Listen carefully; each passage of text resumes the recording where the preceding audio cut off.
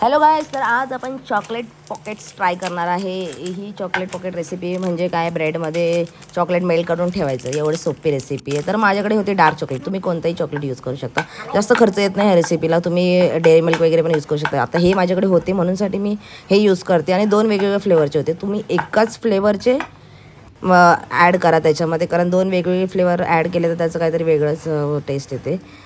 तर पहिला चॉकलेट चांगलं चॉप करून घ्यायचे आणि नंतर मग त्याला मेल्ट करून घ्यायचं. मेल्ट झाल्यानंतर मी हे ब्रेड घेतले होते. ब्रेडचे थोडेसं बाजूचे जे असतात ना ते काढायचं. तुम्हाला नसेल काढायचं तर नाही काढू शकता, ते पण करू शकता तुम्ही. मध्ये मध्ये थोडंसं त्याला गॅप हे करायचं, काय करायचं, प्रेस करायचं, म्हणजे तिथे खड्डा तयार होणार. त्याच्यामध्ये चॉकलेट ॲड करायचं आणि मी पाण्याने चिपकवते.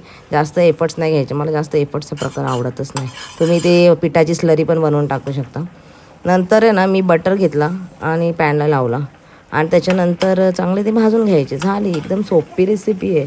जास्त काही अवघड नाही ह्याच्यामध्ये. चांगलं थोडं क्रिस्पी होईपर्यंत भाजायचं आहे. पण नंतर मी सर्व करते. ह्याच्यावरती थोडं चॉकलेट टाकले, मला सरळ टाकताना आलं. तर माझं रिॲक्शन बघूया काय आहे. ही रेसिपी मला आवडते का नाही, आणि तुम्ही नक्की ट्राय करा. खूप म्हणजे असं चॉकलेट मेल्टेड आहे. माझ्या तोंडाला आत्ताच पाणी आलं, गिळते पाणी, जाऊ दे. खूप मस्त लागते रेसिपी, तुम्ही नक्की ट्राय करा. आणि अजून कोणती रेसिपी माझ्याकडून तुम्हाला ट्राय करून घ्यायची असेल तर मला कमेंट करा. नेक्स्ट रेसिपी मी ती ट्राय करेन. तर गाईज, ही छान होती मेल्टवाला, फक्त चॉकलेट एक प्रकारचं वापरा.